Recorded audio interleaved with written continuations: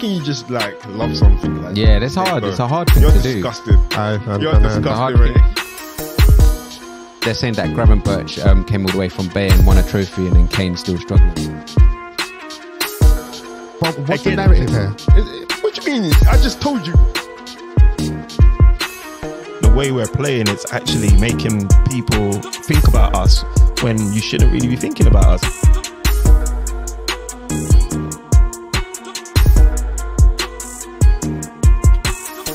Hello, good morning, good afternoon, good evening.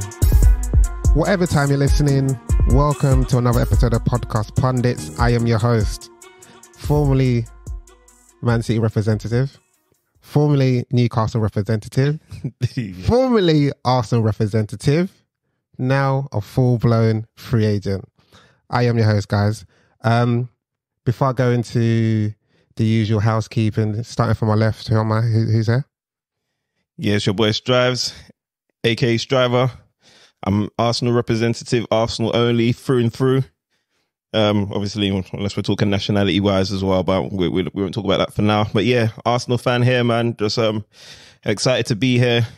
Excited to get my my guard of honor back from the man, the free agent. But what he failed to tell you guys is that he signed a contract that he's pledged and his allegiance is with Newcastle until the end of the season. Therefore, that's who he has to represent when it comes to guard of honor purposes. It's tricky. Next up, Jerry.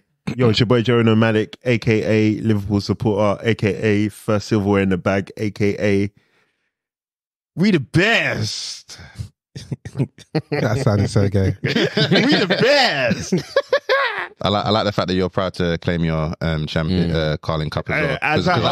As I argued last season, it's a cup of value. Fair dues. It's a cup of value. We won it. I personally didn't care about it until I saw the kids come on. Yeah, fair When I saw the kids come on, I knew it was time. So I'm claiming it. You guys celebrated that like you ain't won major honours before. It was embarrassing. No, it was the enjoyment of how it was running it, man. So I was happy to see that, man. But personally, I didn't care about it until then. Next up, Miles. Marley Marl, Man United supporter here. Yeah, I'm not even going to lie. It's just a Man United supporter here, man. We're going for it, but what can you say? The worst time for you to start a podcast, bro. Last but not least. Yeah, Drayman, another avid Man United supporter. Yeah, we'll just get into it. Let's keep it moving. No, you sound down. I can't jazz it over. Yeah, I can't jazz it over, man. Football's a crazy thing. Yeah, it is crazy how it, like in a flick of like an instance, your mood has changed. It could really change your mood, and you're trying to make sense of it. Like it shouldn't be able to do this to me, but it just does it.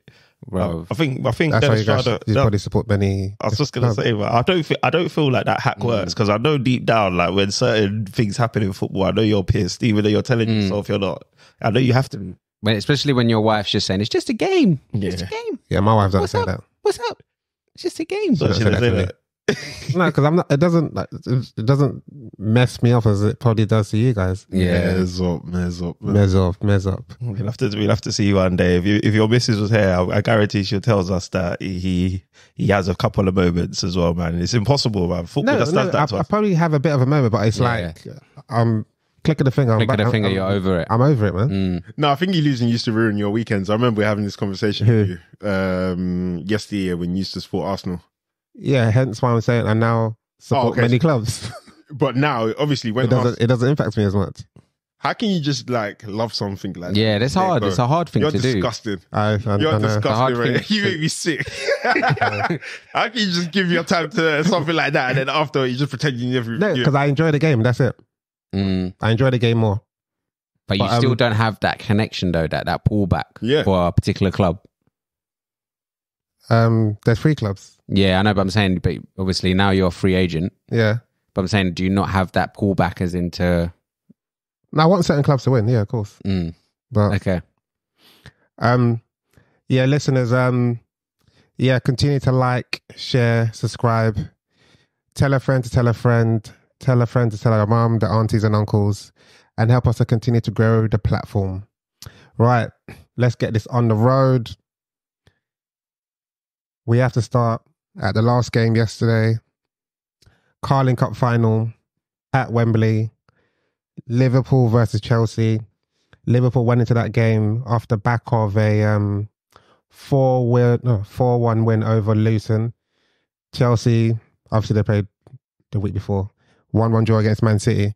But Joey, going into that game, obviously your team had their injuries. What were you hoping? I'm not saying what you hoping. Did you expect such a performance? I didn't. Honestly, going into that game, I just thought it was kind of set up for Chelsea to win, in my opinion. Not in terms of the actual like players on field or the or like just how Chelsea have been playing. I'm just talking about like from an esoterical point, like the stars were aligned for them. Tell the listeners what that means. All right, so basically like spiritually, spiritually, like the stars are aligned for them. So like Poch has never won silverware. He lost to Chelsea last time in that situation. That all of that jazz, and then you've got the fact that Liverpool battered Chelsea, in my opinion, and then they drew with them before that. It's just been draws and draws and draws, and they've lost 2 cup finals to Liverpool now, and then 3 including this one. So I thought, you know what, this is time for them to do something. We haven't got our best starting lineup. Let's see what's going to happen. But yeah, I thought they could do something, and then I think I was a bit disappointed, to be fair, with Chelsea. Yeah, but they had a decent performance. Your goalkeeper had a good game. Yeah, Kelleher, he did. But he shouldn't have had a good game though. No, but why shouldn't he? If he's because I think Chelsea made it easy for him to have a good game. No, but as in he had a good game because he was saving shots. So if he wasn't saving shots, okay, like for example, the Conor Gallagher one, he shouldn't be favourite for that, and I don't think anybody would have said that in coming up to it. So do you know what I mean? I don't think they were great. No, they weren't. And they've not been great all season. So I just thought we'd be seeing better than the Chelsea that we've been seeing all season in that one game. Yeah, but that's what, when people say that, if you've been seeing someone playing a certain way for half of the season, why would you expect on this one game they'll be any different? I think it's the definition of insanity or something like that. But I still had that feeling. So I didn't expect Liverpool to... I thought at best for us it will go penalties. But don't you feel like you, and I think I mentioned it off pod, you without your marquee players, don't you think that made it a leveler for you versus Chelsea? Because Chelsea's team, they may have their millions of signings, but in terms of experience and experience and anything else, they weren't far above what that Liverpool team was. Yeah, but again, you're ignoring where I'm coming from, where we've played. This is our 3rd cup final against Chelsea in the last 3 years. When we played them in the Premier League, it's just been ball draws. So there's something in between it above the actual like mechanics of football, and I thought that could play a part in it, and that could maybe just give them that little edge more. And then the fact that our injuries kind of got announced just before the game, where everybody was anticipating Salah and Nunes being on the pitch, I thought that would give them something to say, you know what, this is the best opportunity we're going to have of winning silverware, if not this season, for the next couple of years. Maybe we can really make it count. Yeah. I'll bring this to the floor. Chelsea I wouldn't say that they didn't turn up, but Chelsea not being able to push it over the line, would you put that on the manager or the players? Let's remind ourselves it's a cup final. So who do you blame for not being able to, get the team up, the players or the manager, for a cup final? I'd blame the players, because they know this is their chance of silverware as well, and it's their time to step up and show everyone what they're doing. Because obviously the money that Chelsea have spent ain't a joke. So like everything goes out the window for this game in theory. So they should be like trying to prove a point. Don't get me wrong, they had their chances, but then does it come down to this is like, not this actually it's a bit harsh to say this is your level, but to say you guys are not good enough for almost like the value of the team. They weren't putting their chances away. Like they needed to be more clinical, and I don't know. I just think this almost puts them like 2 steps back now, like mentally as well.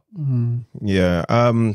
to add to what Drayman's saying, I agree. I think it's on the players. I think it's abysmal from Poch, to be honest. I think it's from Poch as well. But when you say abysmal, in what sense?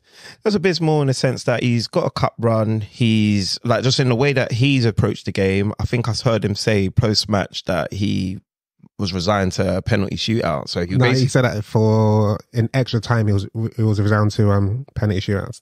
Yeah, I think that's just like that shows the mentality or the state or the level of belief that you've instilled in your team. I think he said the players are right. He said the players looked like they were ready for penalties. I think he said we were, as in no, but I think he meant as in the players not him. Reviewing how the team played, basically. Yeah. Do you think that's how he meant? Yeah, because he said it was crazy exhausted, and it looks like they were waiting for pennies, basically.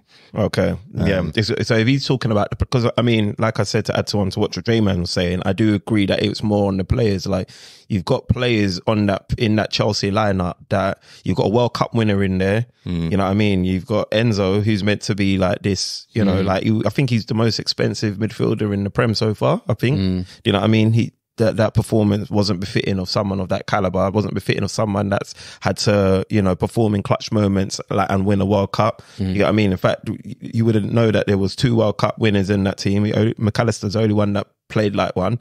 You got Raheem Sterling, who's got a wealth of experience playing at the top level over winning back-to-back League Cups. Exactly. I get in many different clubs as well. You get what I'm saying? So you got Cole Palmer, although he's young or what have you not, but he's been brought up in that environment, that soil of winning. And playing in the League Cup as well for Man City. So I'm sure he's won. Been on the pitch when they've won it. Yeah, exactly. And he's played in, like, although it was just a Community Shield, I think was he the one that scored in that? Yeah, he scored in that one. You know what I'm saying? And that was a high stake game, even though it was a friendly. So plus the amount of money they've spent on Casado, obviously he's not an attacker, but you'd think like in that position, exactly, shoring things up. When you're having like an underwhelming season like Chelsea's having, and you get a cup final, it's like, you know what, guys, forget about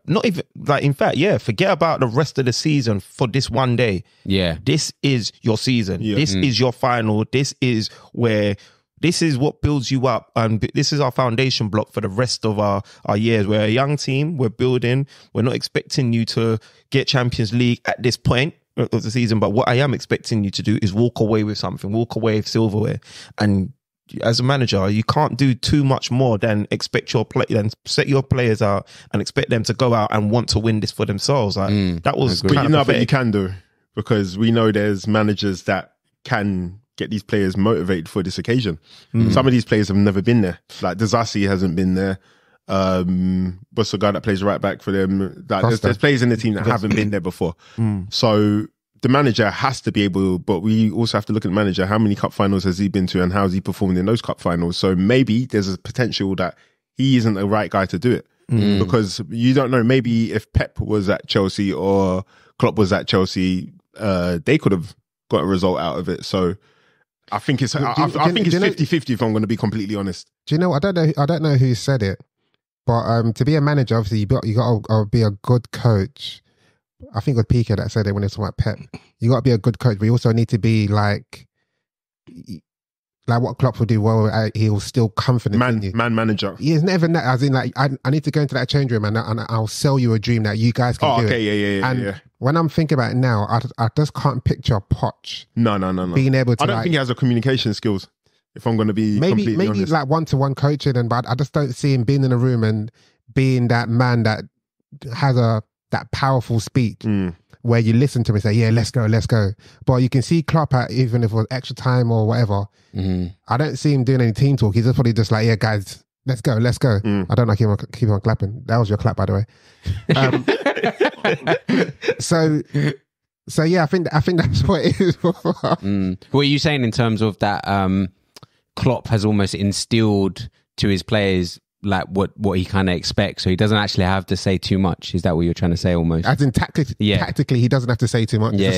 Well, it's more times it's not even about your tactics when in cup finals. A lot of times. Yeah, I agree. But I think Bud's Liverpool supporter was saying, like, is anyone who puts on the shirt can deliver that day because of the situation that Klopp has created at the club. And I don't think Poch has, if we're going to be honest. And then for the players as well, like I think a lot of these guys, Chelsea's a revolving door. So a lot of these guys have come into this thing as contractors, bro. Like I'm just going to be here, maybe get something out of it, and then on my way out. 8 years, but with a 8-year contract. But 8 years doesn't necessarily mean 8 years, isn't it? No, I know what you mean. It means you can leave whenever. Of course. But at the same time, it's like, yeah, like some of these guys, it's not really an environment at the club to be fostering that kind of thingy. So yeah, I think that's why I questioned the post-match conference that he did where he made those comments, because it leans into what you're saying, Joey, whereby I don't know, or I can't trust that he is breeding the correct mentality or the correct desire in that dressing room for the players to feed off of. Like I think what Dallas was saying, was it PK? You said that said this. Yeah. Like if you can't sell an outcome, what have you not, then the players will just be like, well, look, like my legs are finished, I'm fatigued, or we've tried everything. Let's just hope, man. Let's just see what happens. Penalties, man. Maybe they'll miss a couple or what have you not. Like, do you get what I mean? But then, I don't know, like Joey said, maybe Poch isn't the guy, man, because this is the second time like Poch has gifted you guys some freaking silver. Did he blank Bowley as well, innit? On the No, he didn't. Did he not? Because I wasn't sure. I couldn't really tell. I looked at it again. He shook his hand with his left hand. It was weird. One of those. Weird ones. to give him a quick fuck all that shit. Liverpool, man. We won. Let's get back to the game. Personally, I think I deserve accolades. I think you lot should clap for me. I know. Let me just say, I'm trying to say, because we didn't have a resolution. I'm just saying because you guys support your teams and you all dream of winning trophies as well. Woe betide anyone who believes they should get clapped for on that day if you don't clap for me today. No, we'll discuss. If you don't clap for next season. It's a fair request, but but a next request season that starts next season because we didn't get our clap last season. So there's no way I'm in happy hell. to run it back. Huh? You know me, I'm happy to run it back. Backdated clap, so Yeah, but I'm happy to run it back, bro. I'm happy to run it back. That backdated clap is going to give you juju for at least 8 years, bro. But I was saying, you think you're going to win the league? Imagine not getting a round of applause for you winning the league. I'll give myself a round of applause. Yeah, I know you really would as well. I don't give. I really don't give a shit. But I'll clap for you if you won the league, bro. Literally, I have no issues giving Liverpool a round of applause because that's nice, bro. That's you know what I mean. So I mean, if the boys are willing to do it, I'm willing to do it. But you know, if they're not, then you know what I mean. Can we the Man United fans get theirs first, please? Because we need them right now. I'm happy to do it, bro. If you guys want a round of applause for winning, nah, let's just skip this whole. No. See, because you lot aren't because you lot aren't in unison. We have to go with no. Drayman doesn't want the clap, but I would have taken the applause. I've said clap. Well, wait to make applause. Let me say applause. Let's. Are we gonna? No. No. Was it next season? You might want to clap. Go and clap. Come on, give them the opportunity if they want to. Do you guys want to clap for Joey? I don't think we can I'll give Joey. Anyone else want to join? I'll give Joey. You know what? I'll play Liverpool because you know what? It's more for. He did well. It's more for Klopp, to be fair. That's a good shout. And obviously, in the way, like I said, the way they won it, bro. With respect. With all the youngers and I respect that. I think it was something, man. And bro, like they're saying that Gravenberch came all the way from Bayern, won a trophy, and then Kane's still struggling. So. Yeah, it's mad. Yeah, it's nuts out there. Imagine being 19 and you're in Wembley Stadium going up the steps to pick up a trophy. What do you mean? The 16-year-olds they were there, bro? On the bench, the ones that didn't play, bro. 16, brother. Was there 16-year-olds there? Yeah, the black brother. No, but playing though, there was only like the youngest was 18, right? Yeah, Neil Dan's I think was 18. But I'm just saying, like, you're going back to school, bro. Yeah, it's mad. That's crazy, isn't it? It's crazy, man. Yeah. That narrative though, because you know, like you get. Obviously, I know it's more about cost and experience, but that narrative that Sky Sports were peddling about you guys having this young team, etc. You know, Chelsea's team on average was younger. I said that as well.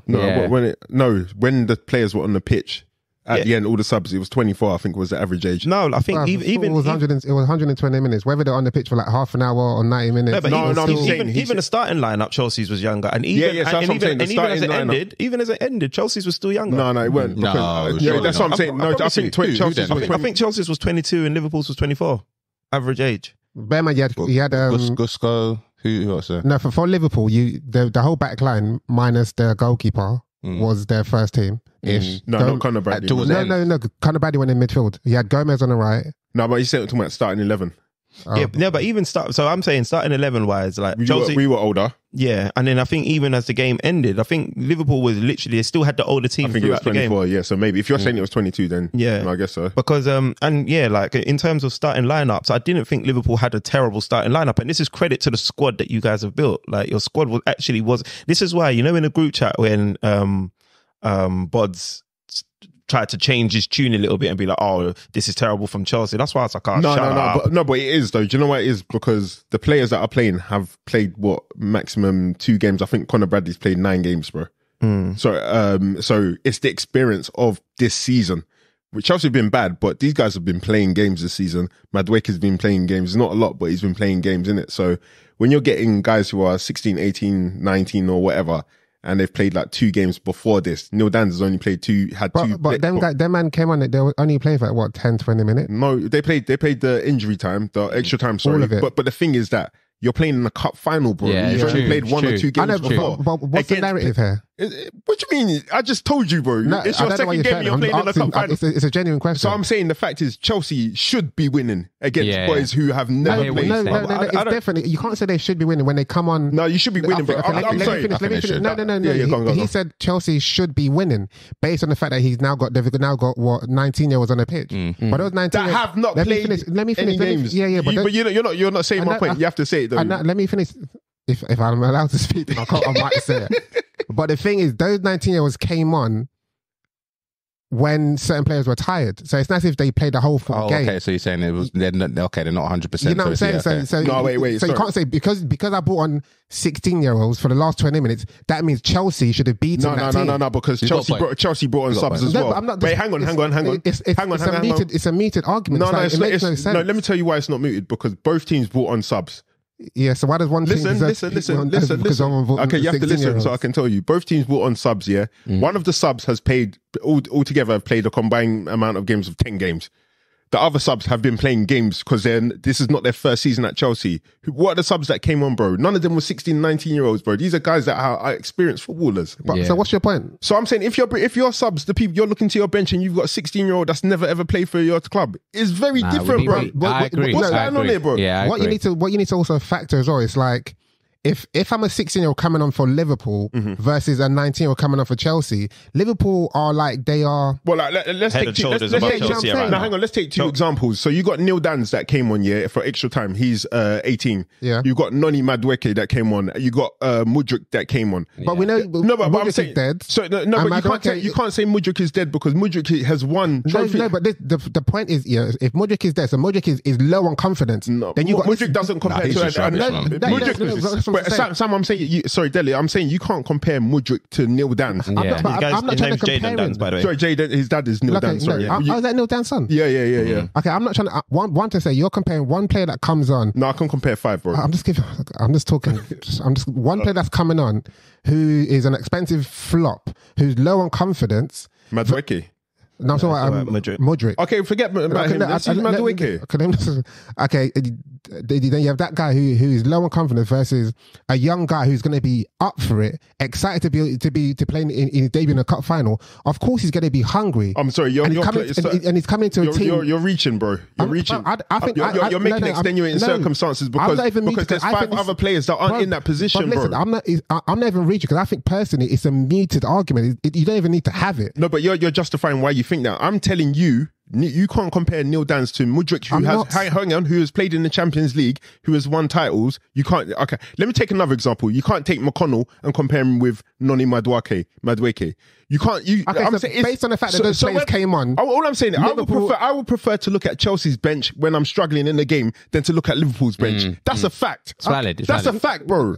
So you can't say it's a moot point. That's crazy. You had Tsimikas on the bench. You had Kwanzaa, who's featured. They came on. Go on. Who else? Tsimikas came on. Kwanzaa came on. Yeah. Go on. Gomez came on. No, Gomez was on the pitch. Gomez came on. Yeah, so we had 2 senior players. Hang on. You brought two youth players on. No, bro. How many subs can you have? Clark came on. We used 5 subs. Okay, exactly. McConnell, Danns, yeah. McConnell and Danns. These are guys that, like I said, it's your experience. It does not compare to what you're talking about at Chelsea's team. No, but that's what I started off. I did say, like, taking can't say it's a moot point. That's my problem. You can't say it's a moot point. I think I was saying cost and experience wise, I get the argument. Wait, that's the biggest point. You can't take out experience. That's the biggest part. You can when you're low on confidence. There's more pressure. I was questioning. My personal thing was questioning I feel like the narratives that are built up for Liverpool, like in terms of this young team. I don't think it's up for Liverpool. I think it's against Chelsea because of how much money they've spent. No, but Chelsea and they put a monkey on there. That's the point that he was making. Yeah, but it shouldn't be low because you spent some money. That's why there's a narrative here. Whether it should be or not, that is what it is. No, because he's questioning why there's a narrative. I'm telling you, that's why there is a narrative. Okay. Because he's saying it's for Liverpool. I think it's against Chelsea. Right, so it's a bit of both. But even if we do talk about the experience, with Chelsea being such a young team, and appreciated that obviously they've got some World Cup winners, they've got some elders that have come from City, etc., etc. But with such a young team, how much experience can a young team have, whether they've spent £1 billion on them or not? They can have way more than a person that's only. Hang on, listen. Let me finish my point. They can have way more than a person that has only played 2 substitute appearances before this. When you play in the what's going on here? When you're playing in the Prem, they're both inexperienced essentially. No, one's more inexperienced than the other. Sorry, Jeezy, are you hearing this? The younger. Are you hearing this? Right? Is this crazy, bro? Like for somebody that's played 2 or 3 seasons in different countries, you're comparing it to someone that's only had 2 10-minute appearances in the whole season. I never ever thought that Chelsea was winning that game. I literally thought. Honestly, I thought Liverpool was going to win. No, we weren't confident. Liverpool fans, my group weren't confident. To be fair, Chelsea have been playing kind of alright as well. Yeah, right? Remember they just played City with the injuries. I think people fancied Chelsea. Let's be honest. Against City, a lot of people did, but I didn't understand. Like in one of the, I don't think it was a group that you guys were in. But one of the groups, I said, "No, Liverpool's got this." And then I said, to be honest, I haven't seen anything from Poch to suggest that this is going to be the time that he eclipses Klopp's on his farewell tour. Like, and I think what people would say though, if there was any game or any time to play Liverpool, it was now. Yeah, of course. And I think what Joey's trying to say is that you can't like compare like a youth player that's played like a couple of games that's going to school compared tomorrow. To like a young player in a Chelsea team that plays in the Premier League quite regularly. And then they've played in different leagues as well, and they've won stuff. The point I think I'm trying to make, and what Strider is also trying to make, is they were both a young team, and as the game went on, there's no dispute that they're young. Yeah, and as the game went on, Liverpool brought on younger players. But okay, so does that mean Chelsea should have beaten you because you brought on younger players to play for the last 20 minutes? I think when across the board, Chelsea's team is younger, and also what my they might be younger, but they might be more experienced. Yeah, experience at the higher level. Yeah, but because remember, if you're good enough, you're old enough. If you're good enough, you're old enough. The youth players come off the last 20 minutes. But how much? So overall, 30 minutes. 20, 30. Yeah. For the whole part of it. Time. No, they played a sizable amount of the game, like and a crucial part of the game too. They came on in the 90 minutes. I don't know about you guys, but if I'm coming on for Liverpool in a final, this is my moment. But I'm gassed up. You're up for it. I'm up for it. I'm up for it. So I am. So I know. But the thing is, why are the Chelsea players not gassed up? They're young as well. But this is what we were just discussing. As much as we're putting it on the players, that's why I'm saying, Poch is a bit of a waste man as well. Like, I think it's a mix of two, but I am leaning towards Poch just not being the guy, man. So you thought Chelsea should have won that game? I think so. Yeah, I think so as well. They were favourites as well. They were favourites in the game when I looked at the injuries, I was just like, nah, man. Liverpool have. All right, so Trent was out, Alisson was out, Nunes, Cechik is out, Jota's out, Salah's Curtis out, Jones, Matip, Nunes. No, but what I said earlier, Szoboszlai, Thiago. What I said, if all those players were playing, then flat out you're saying you think Liverpool are going to win it. Oh, With them players out, I thought it became a leveler. So it could have went either way because Chelsea's team is not that good. But when you say leveler, do you mean level like it brought the teams equal? It reduced Liverpool, but then Liverpool are still high. I think that maybe Liverpool probably just slightly high because of the manager. Yeah, for me, player for player, I think like they were on par, and I think the game reflected that. I don't dispute that. Like I said, the only thing dispatch Luton with like your. But we had 2 decent players on the pitch that we've lost to injury. That's so like, do you know what I mean? Yeah. Like Curtis Jones was a big player for us, and then to lose him is Quickly, let's round up. So let's just quickly talk about Van Dijk quickly because he scored your winning goal. What do you want me to say, bro? If there's nothing to say, we'll just move on. I just felt like you just had to mention the goal winner. Funnily, he wasn't even my man in the match. My man in the match was Callaghan. No, it was actually Endo, bro. Oh, is it? Yeah, That's a man. decent shout as well. But yeah. Does anyone want to talk about the celebration? Oh, no. It's wild. We spent too long on this segment already. Yeah, so let's move on. Keller's wavy though. Is he for sale or what? What were we saying?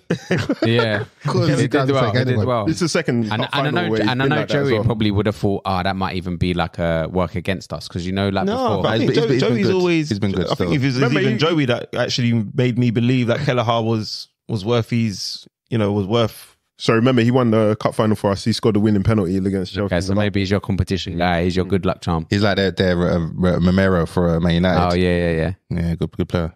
Yeah, man. So back to the Prem. Second in the league, you have Man City. They went up against Bournemouth. Foden scored, and I think Man City probably. I'm not saying they struggled, but they Bournemouth came at them towards the end. Very quickly, in terms of normally City, they go on their run where they're just battering teams and just winning games.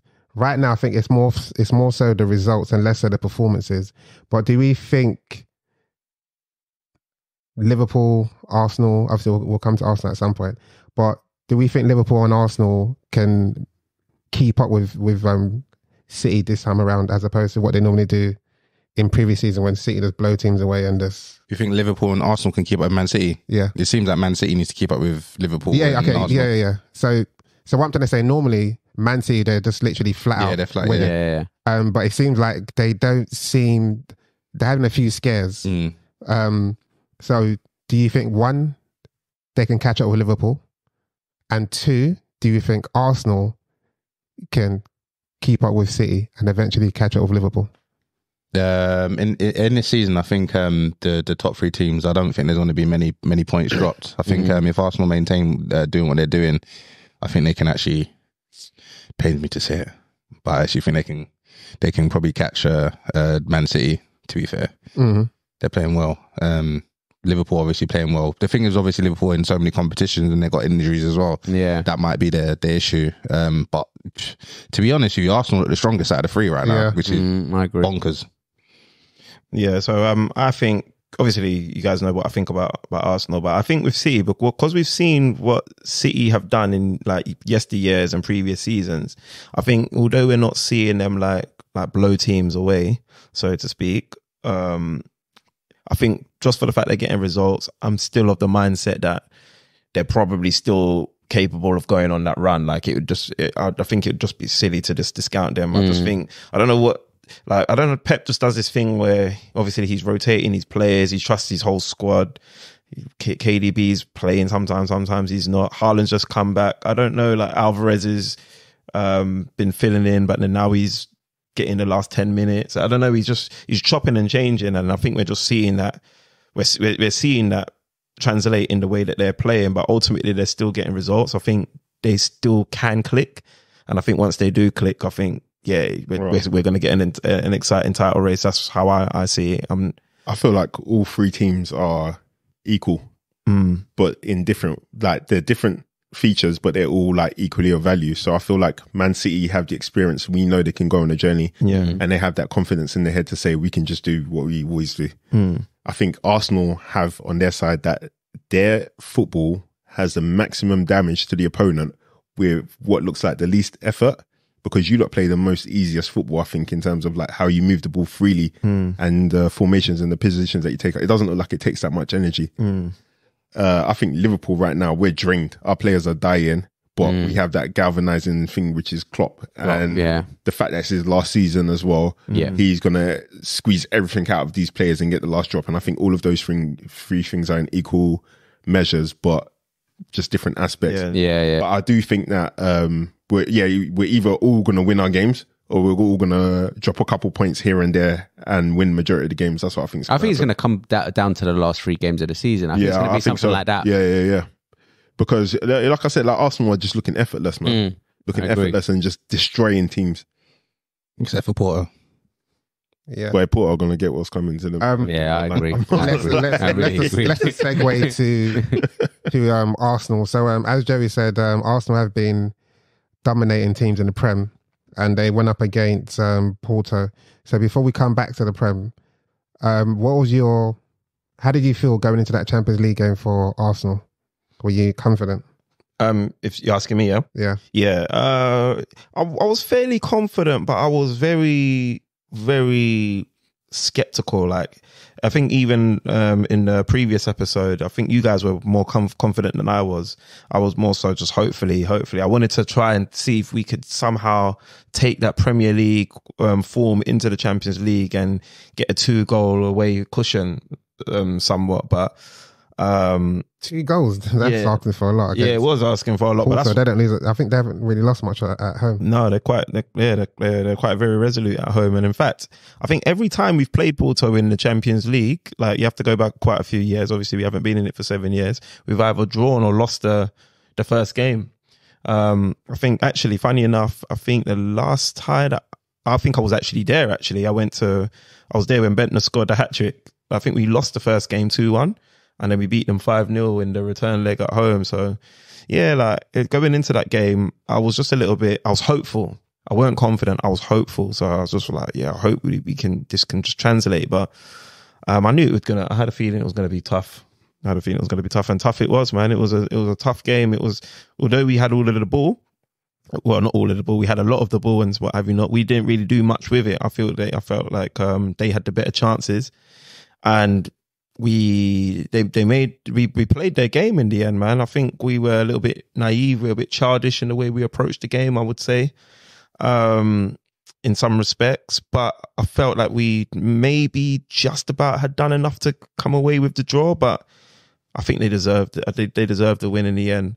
I think if we had finished our set pieces, because Saliba had a header that he probably could have done better with. I feel like Havertz may have had one, if my memory serves me correct. The set piece was difficult there because every cross that went into the box, they just fell to the ground and the ref gave the Because I was going to say in it that I think that was the most fouls for a Champions League game.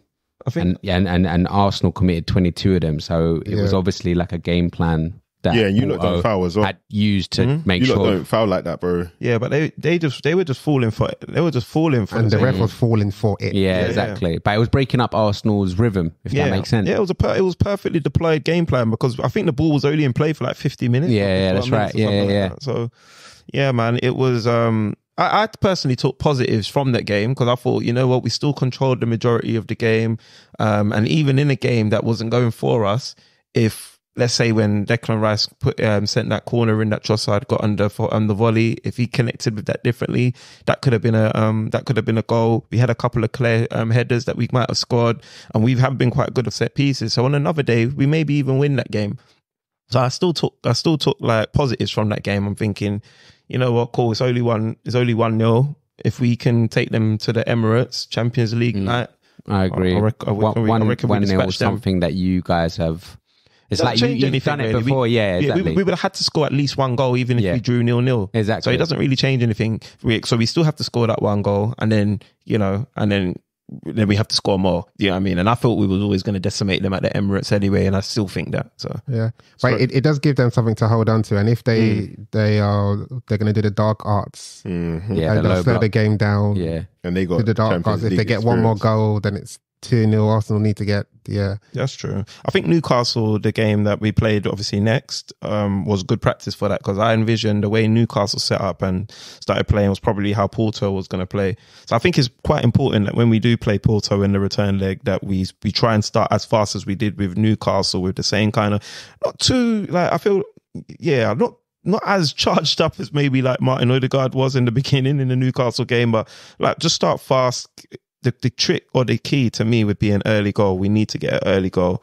And then I think, boom, that resets the tie.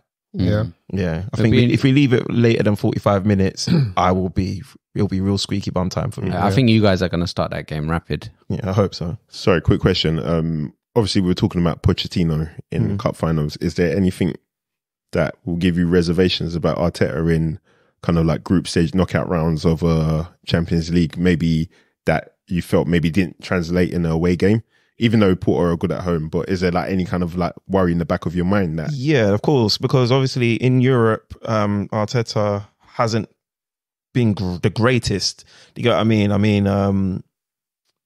I think that the only time he's progressed in a knockout stage was, I think, when we beat Sparta Prague, and then I think we ended up losing to Villarreal in the semis of a Europa campaign. And then I think every other time over, I think we've been knocked out. You know what I mean? So obviously those omens don't really fill you with the most confidence, whatnot. But I feel like with the team that Arteta's built, I feel like with the confidence that the players have got an experience. Because one thing I took from last season, and I kept talking about, I said that experience of just going so far but not far enough, like what we've learned from failing will be invaluable. So I also feel like what we learned even in that game against Porto, in that away game, I feel like what we banked experience-wise, again, invaluable. If we can compartmentalize all of that and use that along with all of our pros, I personally think we can get past Porto and maybe be a surprise factor in the Champions League, full stop. Yeah. So let's come back to the Prem now. So off the back of that defeat, and you've really said playing against Newcastle is probably a good team for you to come up against because of their style might be similar to what Porto may face.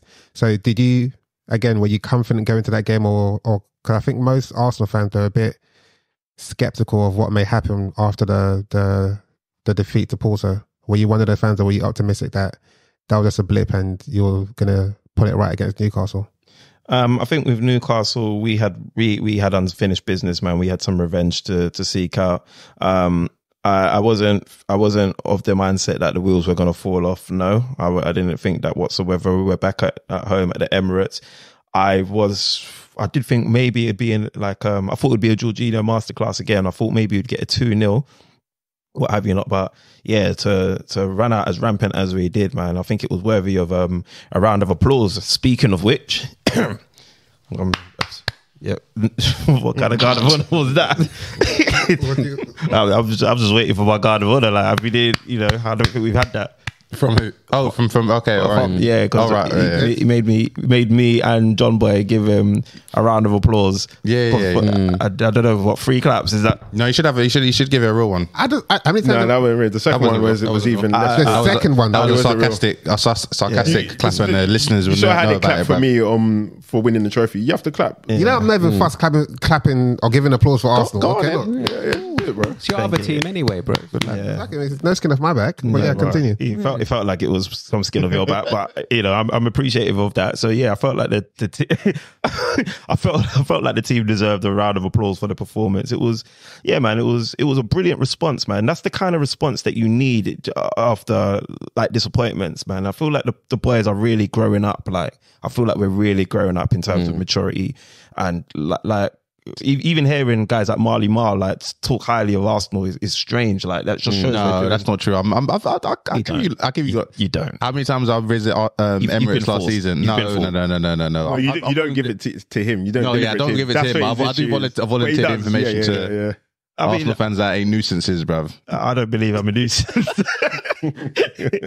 But yeah, I just feel like the way we're playing, it's actually making people think about us when you shouldn't really be thinking about us. Liverpool's got a cup final to win, and I'm hearing JB Carragher bringing out Arsenal's set piece plays, and whether we're technically offside or not. So I was just like, we're literally on the mind of our enemies, and it's a brilliant place to be, man. The thing is, I was going to say, obviously you guys are doing good now, playing great football. Obviously the Champions League thing, I wouldn't even really call that a blip, because obviously it's back at the Emirates. But if we revert back to what you said before, Strives, in terms of, if I put it to you like this, imagine the season finished, you still played exactly the way you playing now, so you're playing football, like completely brilliant football, playing good. I don't know, maybe you don't go out in Champions League now, you go out in the next stage, and then you come second in the Prem. Then what are you guys saying with Arteta? You got to stick with him though, right? For me, it's going to be down to how it happens. Okay. Hold on, this is still a thought, bruv. This is what I want to check. This is what I want to check. So wait, because a couple of people have done this or said this to me because of obviously my position with Arteta. Obviously, for me, we need to win a trophy for me this season. It's not going to be easy. It's clearly not going to be easy. So obviously, you do have to take context. I am leaning way more towards the side of we have to stick with Arteta, like the guy is showing his worth. However, I personally think March is going to be a very, very pivotal and instrumental month in Arsenal's season, where we can potentially be in the quarterfinals of the Champions League. We could potentially be ahead in the Premier League race with Liverpool, Man City having to play each other, we having to play Man City. Let's just say we're ahead. So I'm just going to assume that everything's gone right, we're ahead. At that point, bro, cross that bloody line. Because if you don't, then, bro, I'm going to maintain the position I've always maintained. That's ridiculous. You might call it ridiculous, It's but crazy. All it will just show me is that, bro, you've shown me you're dope, and I know you're dope, bro. Like every single time it's time to, it's like, bro, imagine, you man come to watch me do athletics, and every single race, I'm pinging out everyone. And then the last 10 yards, every single race, I buckle. No, but you're against the odds, though, right? Like, Arsenal are in a position right now. Yeah, that's what I'm saying. Like, Okay, they're, What do you mean against the odds? they're overachieving right now, as far as I'm concerned. They're ahead of schedule. Like, in terms of where they're at. Hang on, why? But I speak to quite a few Arsenal supporters, and they feel like you lot are ahead of schedule. Like, probably, like, you lot are challenging, like, legit challenging for the title right now. And Second time in a row. Last season was no one expected it at all. No, of course. I'm adding to what, I'm adding to what you're saying. Overachieving. You think challenging for titles overachieving? Last season, yeah. Last season, I think it was. I think Molly Mark's saying that no one expects it. Yeah, exactly. I didn't expect it, but Arteta did. If you He go said back, that, innit? If you go back to when he first took the job on, he was very defined and clear in what he expected for himself and whatnot. And Ten Hag was probably clear in what he wanted to do as well. Sometimes what you speak and what you do is very different. Yeah, but Ten Hag finished third in his first season, got a trophy. He's having a bit of a poor season now. We don't know if he's going to finish in the Champions League. Factually, we have to wait for it to play out. Do you get what I mean? So, I'm sorry. Obviously, last season you didn't expect them. This season, did you expect them? Did you expect them to drop off? Because how do you think they're overachieving? This season, I thought they would basically they're doing what they've done. Sorry, they're doing what they're doing this season. What I thought they shouldn't be doing last season. So they're challenging and they're consistent. Like last season, they challenged against the odds, and I think this season they're challenging and they're just remaining consistent. Like this, it's against the odds because you all said that we weren't going to challenge again this. I 100% said that. You all said that. But obviously, I'm saying it. But I didn't. I knew we were going to challenge again. So that's what I'm asking. Is it actually overachieving? Yeah. So my expectations have always been different to a lot of people because I think we've got a really good team. We spoke about this a few weeks ago. You guys galvanized your team with the signings this season. So and you filled in the places that you identified as being holes. So is it actually overachieving? That's my question. The only thing that we could have done that would have taken us to the next level, in my opinion, obviously we've touched on this as a striker stuff, but then even in terms of when we were talking about the kind of manager that you need in your dressing room, Arteta is that guy. He can sell you an outcome. He can sell you a dream. We saw it in All or Nothing. I think after watching All or Nothing is when I actually started to really be like, you know what? Let me give Arteta let me give him some grace because this guy's got something about him. The only reason why Drayman's probably asking me this question and everyone is just like, "Rah, you're being ridiculous," is I'm just still not 100% certain that Arteta has got that cross the finish line about him yet. I believe he has, and I trust him to. He has. I believe he has, but he's just not shown it to me yet. He ain't shown it to us. But as I said previous pod, this is his fourth season. Fourth season or fifth season, I don't know. As a manager, first experience as a manager, and he's got Arsenal competing last season and still challenging this season. If he fails, okay, to get rid of him now, then start again.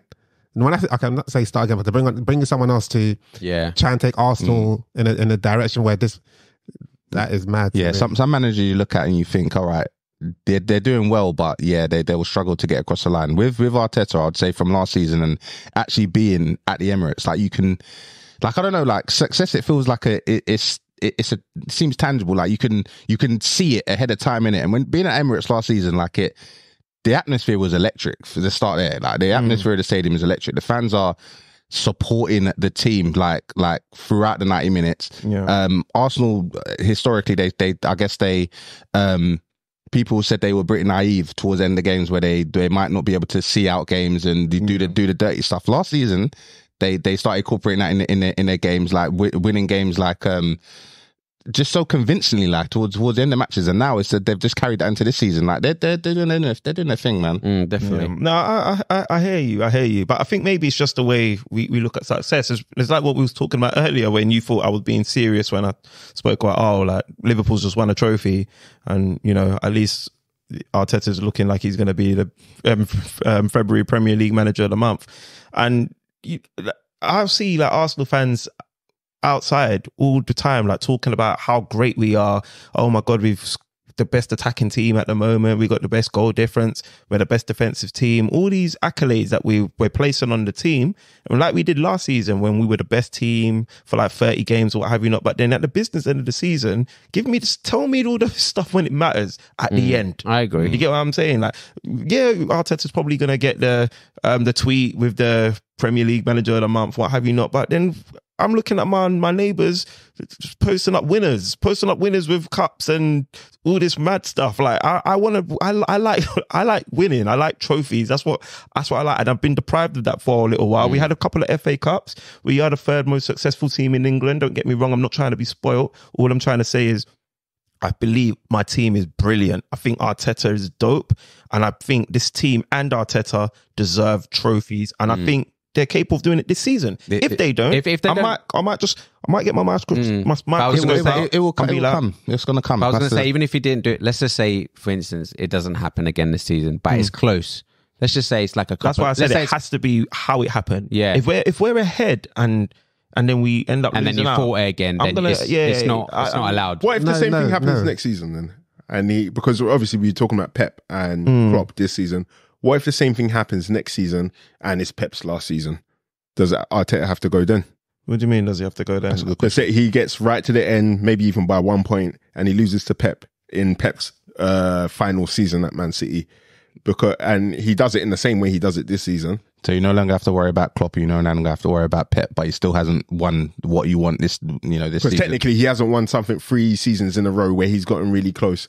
Is he still allowed to stay there, or is it time for Xabi Alonso to come? I don't even know if we'll have Saka if that happens again. I don't know if we'll have Saka anymore. I don't even know if we have Saliba. You will, man.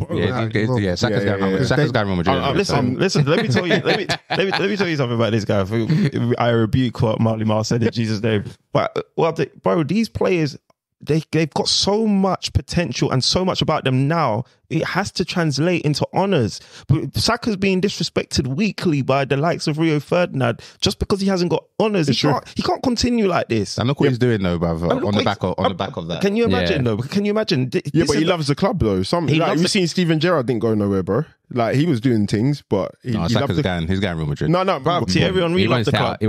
He didn't love the club. Thierry Henry loved the club. So why did he leave then? Because he had to get his champions. He had to get honours. He had to go. Gerrard didn't leave for them things because he loved the club, bro. So you can't. It's a different thing, innit? This love of the guy is a strong love. Let's talk to Gerrard in a few years' time and ask him how he really feels. Once he feels, I love my club for all this time. Now I'm getting paid in Saudi Arabia. That's a good balance, bro. What's he got to show for a couple of Champions Leagues? At the minute, Saka can get his cups and titles at Arsenal in the next couple of years for sure. If he stays there, he'll get some honours. Yeah, for sure. Under Arteta.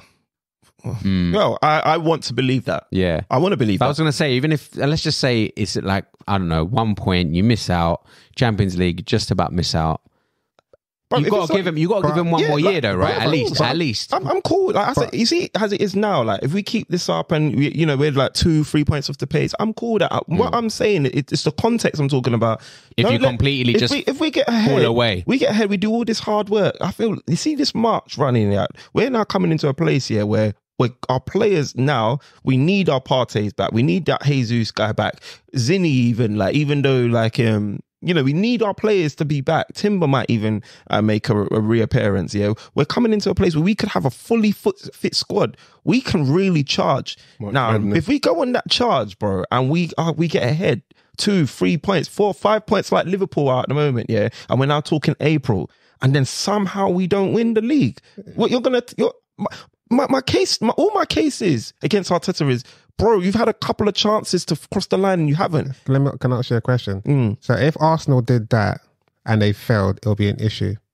If Arsenal do what they're doing now and they just remain third, it's not an issue. No, because I'll be like, to me, it's not an issue. What I'm saying is not an issue. Is like, my grace period, I'm not as strong on it. That's what I'm trying to say. The say, like I said, my grace ends for Arteta. Like I said it last week, I feel like I'm retracting that. small. Like I'm like Arteta's our guy. Yeah, you get what I mean. But what I'm saying is, as I'm saying that, is like, let me even just say Arteta's our guy. Yeah, let's just rather retracting it small. What I'm saying is, I will go back to being as firm as I was if this guy gets a lead and blows it again. No, but I understand what you're saying with that. I don't agree with you, but I get what you're saying with that. Now I'm asking a slightly different question and saying, if Arsenal just continue playing how they're playing now, but they never get to the position where they overtake City and Liverpool, and which means they obviously don't win the league. Yeah. What's your take on that? Yeah, like I said, because my take would be as it is now. Right now, I'm like my take now, Della, is I think we're playing a style of football that is beautiful to behold. Like we're also a force, but sometimes other teams are just as good or maybe better than you. Sometimes it's just that way, or maybe sometimes we've clicked too late. But Arteta's showing me that he's got the chops, and if he can keep this up. And keeping this up might mean just winning everything, but if everyone else is winning as well, then what can I say to him, really and truly? But what I'm saying, but obviously it's not this thingy, because what I'm saying now is if Liverpool flop or drop some points, Man City drop some points, and we continue this up, and then we're now ahead. And then all of a sudden, Arsenal start dropping points. We just start dropping points. And so again, it's literally the top three dropping points amongst each other, and then I'm trying to make sense of what you're saying in terms of if Arsenal take the lead, then they flop. Because you will have a bigger issue than if Arsenal. Yeah, because it shows me mentality. It shows me a weakness. It shows me there's a hole in mentality. Do you get what I'm trying to say? And it shows me like every single time you get to that place, you falter. But at the same time, everyone's dropping points around each other. It's only 1 point amongst each other. Yeah, but what you're also failing to like accept part of my argument is it's not just this season I'm talking about. No, I get that. Do you get what I'm saying? I'm talking about the season before. I'm talking about when we should have finished third and ended up finishing fifth. Do you get what I'm saying? That would be three examples of like not crossing that line when it's all there for you. We'll move on shortly, but I think on each occasion, Arsenal were probably ahead of schedule. The season when Arsenal didn't make it Champions League, I don't think everyone expected it to be in Champions League. Everyone thought they would get back into Europe. The season when Arsenal failed to win the league, no one thought Arsenal were going to win the league. And so I feel like each time they've always been above what the expectation was, and they fell short of it. And the answer that doesn't like feel like Arteta needs to go, like, because what happens is you just get another guy and then you wait another 15 years. But I'm not even saying I would want him to go, I'm just saying that if another guy showed up and we were looking at him, I'd be indifferent. Do you think I'm just saying my grace would have been. You sound like. What do I sound like? Winner? No, you sound like those Liverpool fans that you used to laugh at when they used to lose the league by 1 point. Who's that? I never used to laugh at you. Yeah, you used to say bottle job. You say bottle job. I think I may have done that. Yeah. That's what you sound like, bro. And Strives as well, quickly, just before we move on, because I know Dilla's going to move on, but could it also potentially mean, obviously, if you don't win stuff, obviously you still play good football, that players might want to move on as well? Like, but that's accolades. That's also part of my thing. Like, we don't have as much time as people think we do. Like, these players, they want to win as well. Like, Arteta's, and you know what? That's a credit to Arteta. He's put that into play so much that they want to win. Do you know what I mean? And if we can't win at the club that they love, eventually they're going to start looking elsewhere. You've got to be patient, man. Like Liverpool players were. They were patient in the game. Let's just. Before we move on, honourable shout. I hate this guy, man. This is how I want to talk, though. I want to talk like this. Any honourable shout outs you want to give before we move on from Arsenal? To Arsenal, I want to shout out Kiwior. I want to shout out Declan Rice. I even want to shout out Havertz. I feel like he's coming on, man. I feel like I personally think this is the best I've ever seen him in the Premier League. And people might probably watching him. I knew this is what people say. He's the same. He's not the same. He's not the same. I wouldn't say he's the same. I think he's grabbed a similar amount of goals that he would. I'm looking past the goals and assists. I'm talking about he just seems more comfortable. I'm saying that because I know he's not, bro. I'm definitely counting that as well, because you need to see output as well. But I'm just in his general play, like, because he started playing as an LCM.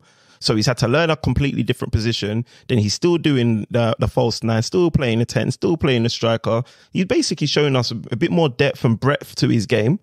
And then on top of that, he's actually giving us goals and assists as well with that. And sometimes even being the pre-assist as well. Like this is his best season so far. And I think the sky's the limit for him. In the league? Yeah, man. I don't think it is. Only because he's not scored the Champions League winner.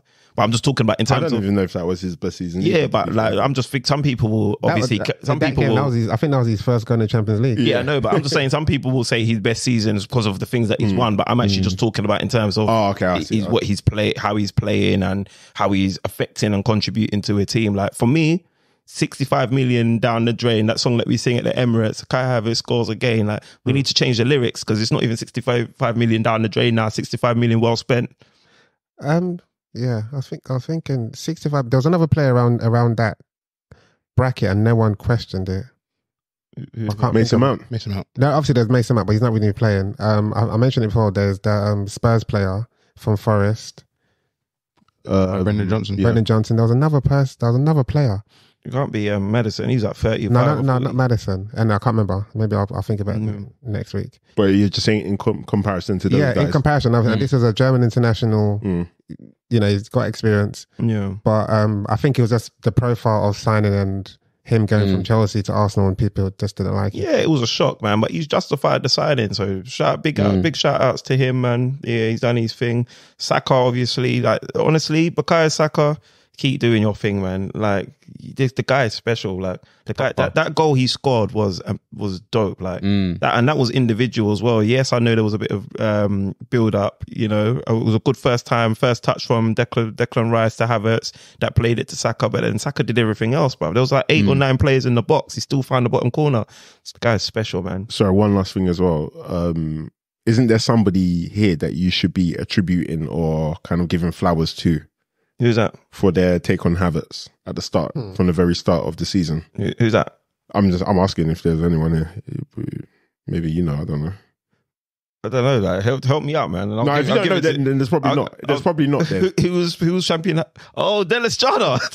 Does Del Estrada? What, the guy that renounced Arsenal and now he's a free agent? I know ball. That's what it is. Well, I know football. All he said is I don't know that he. All right, you know what? I'll give it to you. Tell me, but in my opinion, I didn't feel like it was. Oh yeah, Havertz is this brilliant guy. I think he was just trying. I don't think he said he's a brilliant guy. I don't think what we've seen from Havertz is brilliant. Anyway, Del Estrada was doing what Del Estrada does, just trying to say, "Yo, like, chill out, man. You're being too strong with your opinion." No, but he's always been very clear on who he thinks Havertz is as a type of player and what he can offer Arsenal.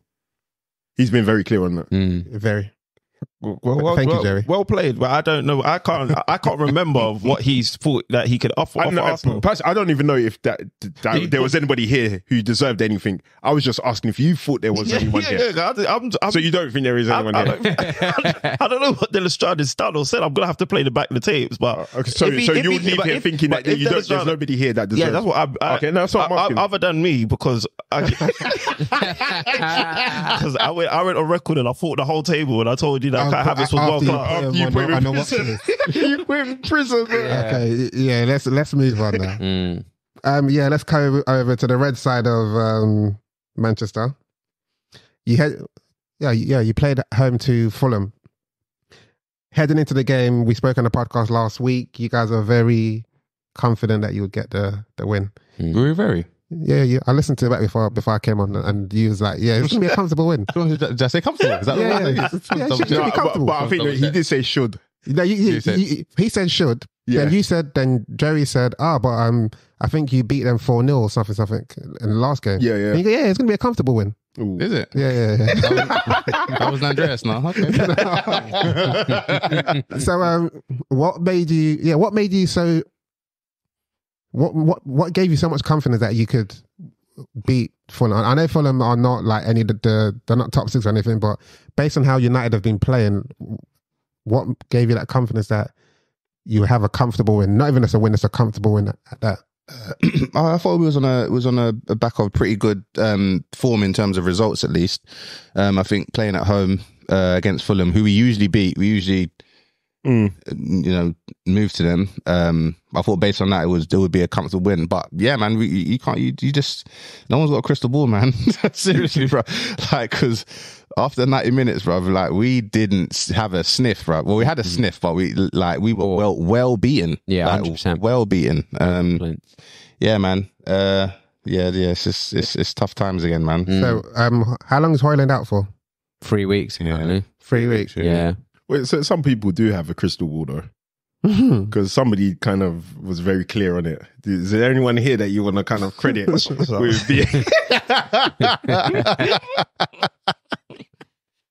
Della would said it would be a bit tricky.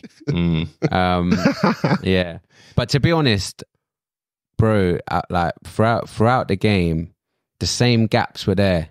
But that in midfield, that Fulham were like picking apart. And what I think what frustrates me more than anything is that we get it back to 1-1, yeah, and I'm thinking this is such an injustice because we've played so badly. Oh, we're going to say we should have won it. No. Okay. Bro, and they exposed the same gap because we were trying to go for the win. Yeah. When anyone watching that game knew Fulham can move to us. Yeah. Like, and pushing people forward when you know this team were moving to us when we had majority of our players back. What did you expect was going to happen? But I think in that situation, credit to the Fulham manager because he brought on Traore. Yeah. You know, Yeah. So it's like we can. I mean, everyone brings on Traore that but I think despite playing United at home, despite just literally conceding a goal, he still thought, you know what, we can still go and win this.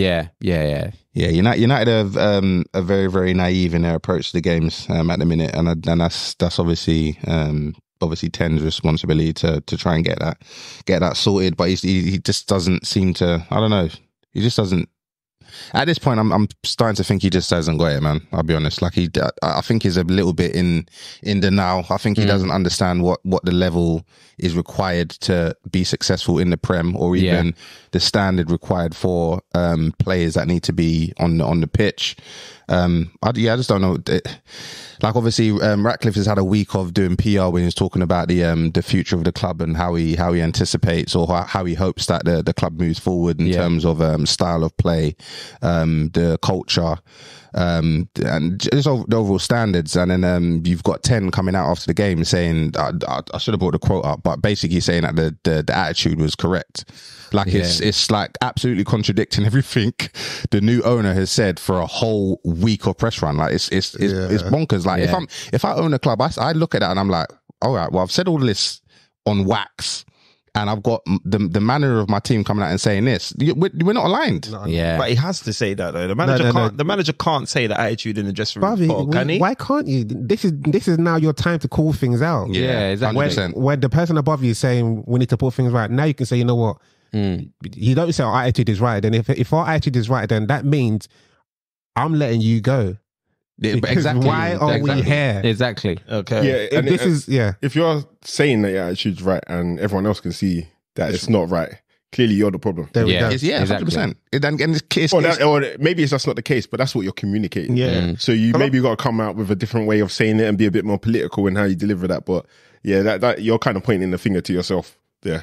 I think it's a bit worrying where you play a game, especially where you can see Fulham actually at times playing as if they're at home, because that's what I thought it was, because they were like playing out their skins and we looked poor. And that's the problem. And most teams that come to Man United these days, we look like the away team, and it's so crazy. Like we've got the Fulham Twitter feed releasing tweets saying, "Oh, this is what it feels like to. This is what you mean by the theatre of dreams." Yeah. It's like what? Yeah, that was. It's disrespectful, bruv. Like, but that's the state Man United are in that right now. Ratcliffe, hopefully in the summer, things change. It's looking positive. It's sounding positive, I should say. Yeah. Do you have anyone who you think could come in, like maybe a Xabi Alonso or? Or Roberto De Zerbi. Yeah, Xabi Alonso would be fantastic, but we're not going to get him. I saw we was linked with Xavi. Nagelsmann.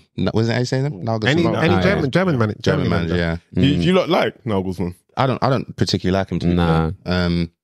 But wait to see where you lot finish this season, because what if he gets you back into Europe, like whether they finish second or exactly. Okay, that's this is no. Even if they finish second, I'm sorry, bro, because it's like even though magically you'll get results, but there's nothing there I can take from it and say, so this is the formula to go to another team and get points as well. But what Ratcliffe also said in his week of his press tour was that basically the environment has been... So I can't believe people think these guys are athletes, you know? No, they're not. They play darts. Yeah, they're not. But they're mashing peas though. They're mental athletes though. Yeah, they got the perseverance. Have a beer, and throw some darts, bro. They're living. Yeah, but no, like in Ratcliffe's press tour, he did also say that the environment in Manchester United is evident that it's not been set up for anybody to succeed, because there's been a revolving door of managers that have all but imagine saying that, then your manager comes out and says, "No, that attitude is cool."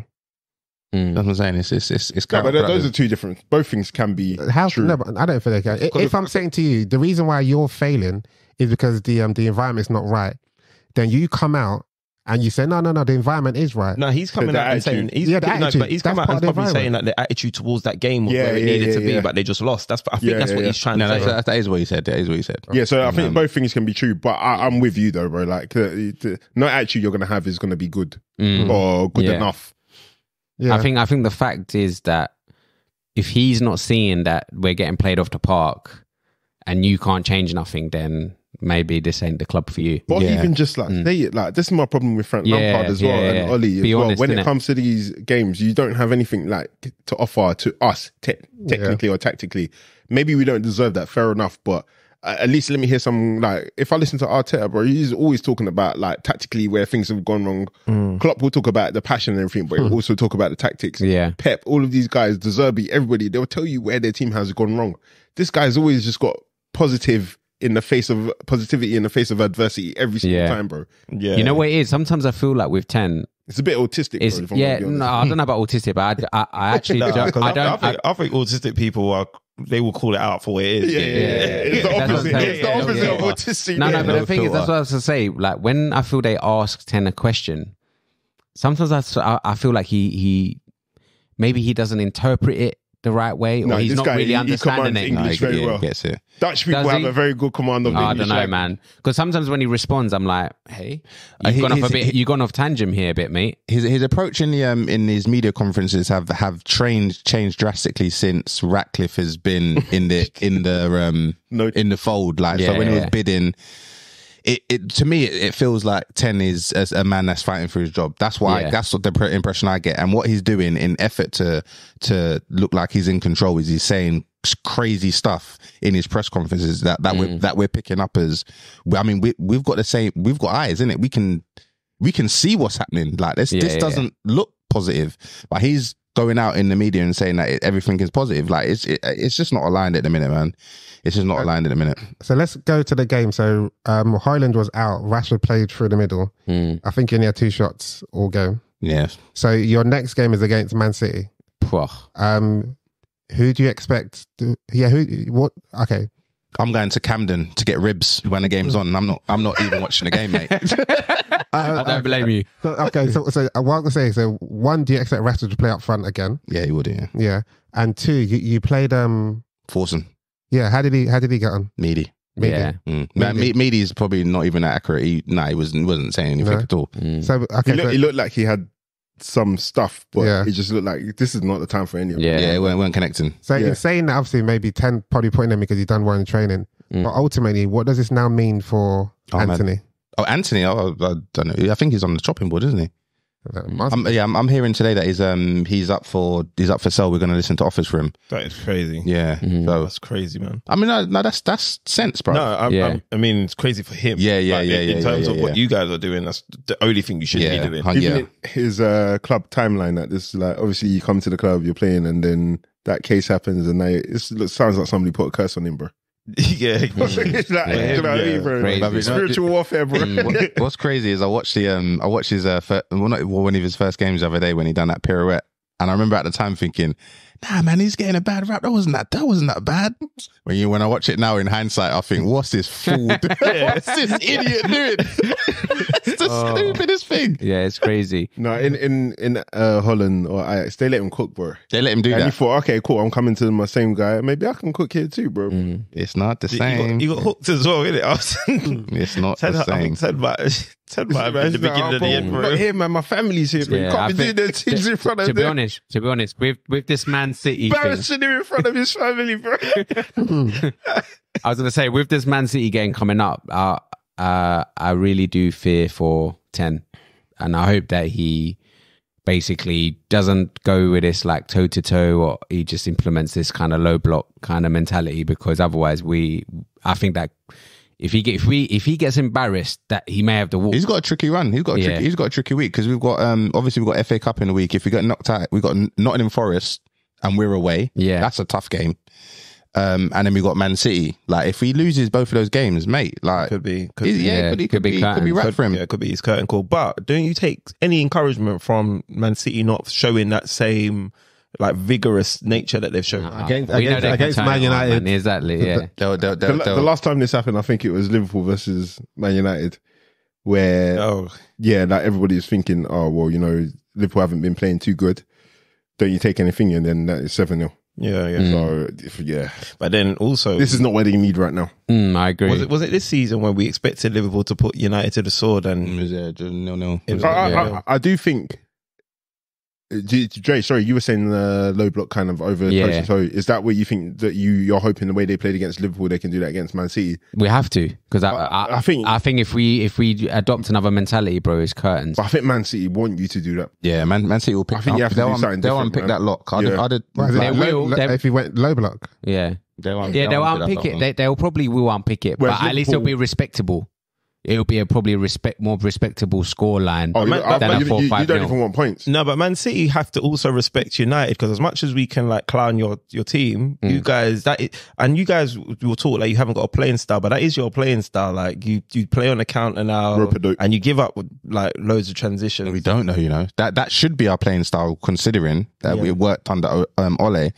But 10's trying to do his own thing, and it's just not working. Like, it's a strange, like, we leave so much space in midfield. Yeah, that crazy. it's bonkers. Like, and I do put a lot of that down to the role that Bruno Fernandes he's been told to stinking play. up the guff badly, man. He's got too much of a free role in that midfield, and it leaves our midfield so isolated. Like the amount of times we're getting pammed and consistently against so many other teams, like our midfield is crazy. Like, it just gets panned. But your midfield also have players that can play with the ball, and they have exhibited composure, even as far as your young guy Maino. But then you guys aren't using those qualities. Like, you're literally you're snuffing out an attack, and then on the counter you're literally trying to get into the opposition box in probably 6 seconds, bruv. Less than 10 seconds. Like, it's you're speeding into it. So that's why I'm saying you're playing counter attack football. Maybe you're just not playing it very well, but that, in my opinion, that would be your style. And I personally feel like against, you know, in derbies, like everybody steps up a little bit. Maybe this is me hoping, because obviously I want City to drop points, but I do think City have to be careful with what you guys can hit them with. On the contrary, even if you do hit them with the low block, I don't think it's a walk in the park. Yeah, it shouldn't be, but I mean, yeah, based on, you know, trends at the minute, United ain't winning that game, and I've got to be honest, we're not. The feeling here is different to last week when you said you should get a result against Fulham. It's Fulham, it's Fulham, though, isn't it? I think you're definitely correct here. Like, you should be very, very worried. Only because I don't know how. And it's at home, Etihad. Yeah, that don't mean anything. No, that don't mean, because Man City. Man City at home. Yeah, I mean, no, man. They ain't got no fans. Man City, sometimes they lose games at home. Man City at home. I'm taking the piss. Bruv, Liverpool don't beat Man City at home. It's not like Anfield. What I'm saying. It's not like. Yeah, what are we talking about? Of course we beat Man City. I think Etihad, you don't beat them on a regular. At home at the Etihad, they are formidable. They're the I kings. need to check it, but maybe. Sorry, We're getting pammed though. We are getting pammed. Yeah, it's going to be. You might be able to get a draw, man. I think so. It won't be a nice game for us, and especially that our defense is so wishy-washy at the moment, man. Oh, damn. Then it's just. Is anyone back from injury, or I know Luke Shaw's out. No, Luke's out. Luke's out for the season. Ran's looking looking meaty. Maguire's looking Maguire-ish. Lindelof can play left. And that is annoying me. Like, obviously, it's like painful to watch attacking, but you lot are going to sit back, so you might as well play him in there anyway. You probably would have. That's crazy. Like, who makes the decision to put Lindelof? What's your other option? Amrabat, at least, bruv. Yeah. Amrabat. I would 100% rather Amrabat, and he's not even all that. But I forgot about Amrabat. He started well there, though, to be fair. At least he's left-footed. Like, No, he's right-footed. It's not. He does both. He can do both. No, he cannot do both. No, he can't. He can run with both feet. We did loads of analysis on him before he came in. He said he can do both. He can run on both feet. Amrabat has played there more often than Lindelof. Let's just say that. So I'd rather him there. Like, Lindelof is weak, man. There was a chance in the box where he just got ushered off the ball, like shoulder barge. Yeah, man. And that's done. I'm used to seeing that with Lindelof as well.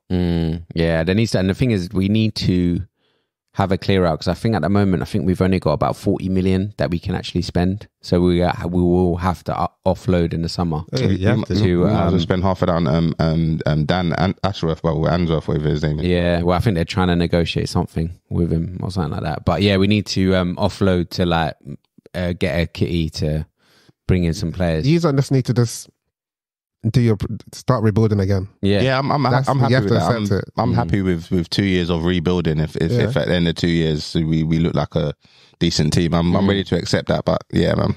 But doing a rebuild with a guy kind of already there, that's kind of like building from the roof down. What do you mean? As a guy? ETH. He's not going to be there, bro. Yeah, so I'm saying that he has to go. Yeah, no, I'm pretty. I said it as soon as Ratcliffe was coming in to make the football decisions. I knew he was. Yeah, he was going. Yeah, his days are numbered, man. Do you know who said he should have gone first in this room? Probably me. No, you was definitely the last one, bro. No, you was last. You was very late. Who was it first? Was definitely Della. Then it was me after that. It was you. Probably was. No, I think it was me, you know. No. You was last. Some things don't need a crystal ball. You're not subscribing to what all these other fans are saying. No, you should give him a chance. You were very late. Wait for all these players to come back. You were very late. All right, guys. Let's end it there. As usual, let's end it on our back pages. So, listeners, this is where we shine light on players, managers, and clubs that done well over this weekend's fixtures. Who wants to go first? I'll go first. I'm spot for choices this week, man. Obviously, you got the whole club, Liverpool, you got Klopp, you got individual players in the game. But I think mine's going to go to Crystal Palace. We didn't get to speak about it last week. No, we didn't. I actually thought this guy was an Englishman. But yeah, this Austrian manager that they've gotten, bro, it looks like that's a good coup. And you're talking about rebuilding. I think this is a great place for them to start, man. So yeah, watch out for them, man. Good chat. Oliver Glasner. Let's go. So next up, Miles. I'll go for Klopp. Yeah, I'll go for Klopp. He's doing his thing. He's still on track for 4 trophies, obviously. What a sign off that would be for him if he managed to get another 2 even. Like, yeah, I'll give it a Klopp, man. I like the guy, so I'm happy he's leaving. Yeah, Dre? Mine was Klopp as well, just because it's his last season. I think this also helps Liverpool as well in terms of their mentality to keep going with the players that they've got, because they've got so many injuries. So I think it will help them in the league as well, help them push on. Galvanise them. Strives? Yeah, I'm going to give mine to Bukayo Saka. I think he's been extraordinary ever since he's come under some criticism from the media. I think he's just responded brilliant. I think he's like the first player in, was it 9 years or something like that to score in 6 successive games, or was it 5? I think 6 successive games since Ian Wright, something like that. He's clean guy, man, clean guy. And yeah, I just think he deserves the back pages, man. On his way to being world class. And Madrid. No. He's